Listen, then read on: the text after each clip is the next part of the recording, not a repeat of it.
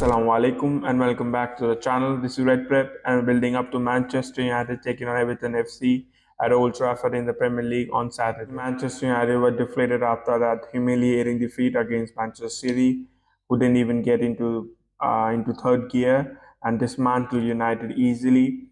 United didn't put up any fight, never in the match, even after a stupendous goal by Marcus Rashford, but they didn't play anything. They didn't have the ball. They didn't show bravery. They didn't show courage on the ball, and even off the ball. They were lethargic. They were completely ragdoll and dominated all through 90 plus minutes. And unexpectedly, they just downed the tools in the second half and accepted the defeat gleefully. And it came as no surprise that United weren't up for the fight, up for the battle. And Manchester City had one of the easiest fixture of the season as well as of this current year. And even though Manchester City haven't been scoring, they didn't have to play well against Manchester United to score. Phil Foden had the freedom of Manchester. Onana was culpable on the second goal. But overall, I don't think United ever deserved anything out of this match other than a defeat. They were fortunate not to get a total humbling in terms of the score sheet because Manchester City weren't really revved up and weren't playing their fluid best, but they did what they had to do and had a breeze and had a comfortable victory at the Etihad. Everton actually have only one victory in the last seven fixtures in the Premier League. The last fixture was a 3-1 defeat at home against West Ham, but that was a late victory and the scoreboard tied till the 90 minutes, and West Ham scored two goals in the added time. So that was a close match. Even their losses, a couple of their losses in the last seven have been close. The rest of the matches have been draws. So even though they haven't picked up many victories, but they have been competitive in all the matches. Even against Manchester City at Etihad, they lost 2-0, but they were more astute, more difficult to beat than Manchester United. They brought better fight to Manchester City than Manchester United. So they would be a tough opponent. The likes of Calvert-Lewin and Doucouré, they have a goal threat, and they have got pace in terms of McNeil and Harrison on the wings. And I think they'll be a threat since Manchester United are a goal away from a crisis of confidence, and the players are really short in terms of confidence. I don't think it'll take much from Everton to really put cat among the pigeons at Old Trafford. The pressure would be on the home team to dictate play and score goals. And if Holland doesn't come back, because there is a possibility that he could be back for this match, but if he doesn't, I think Everton would want to press ahead and get that early goal.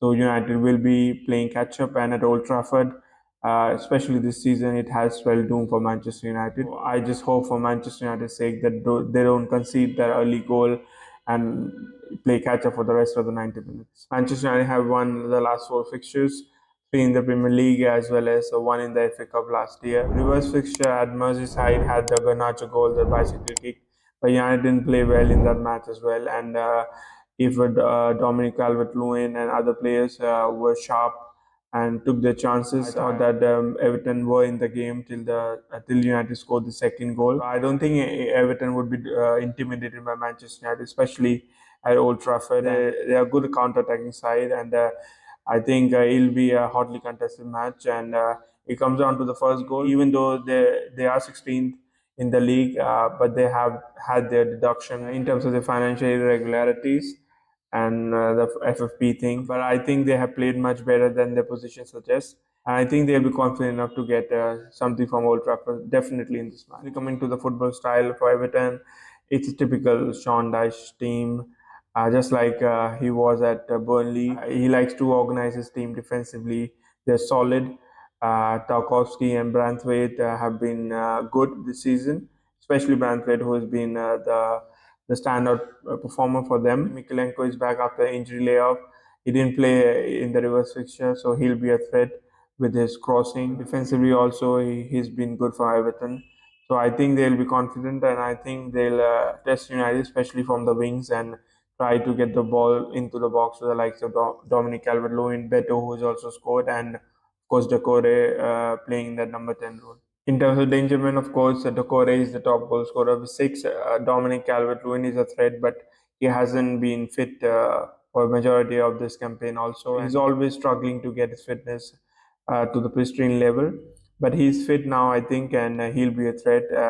In terms of assist makers, obviously McNeil is their biggest threat. He's a former academy graduate from Manchester United. Harrison is also a threat. He had a good spell at Leeds, and I think at Everton also he scored some important goals, so he'll be a threat. In midfield, apart from Doucouré, they've got the likes of Amadou Onana and Idrissa Gueye, as well as James Garner, who's been playing for the last few matches. All three players bring different qualities to the match, and in terms of physicality and quality on the ball, defensive awareness, they've got it covered in those three players. Obviously, they've lost Iwobi, who's gone to Fulham, so they lack ability in terms of carrying the ball.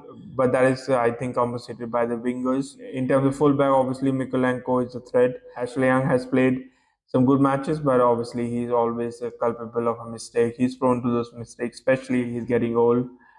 In defense, the pairing of Tarkovsky and Branthwaite has been exceptional. I think they also got the likes of Godfrey, who hasn't been playing in the centre back position, but he has played in the right back position sometimes, also in the left back position.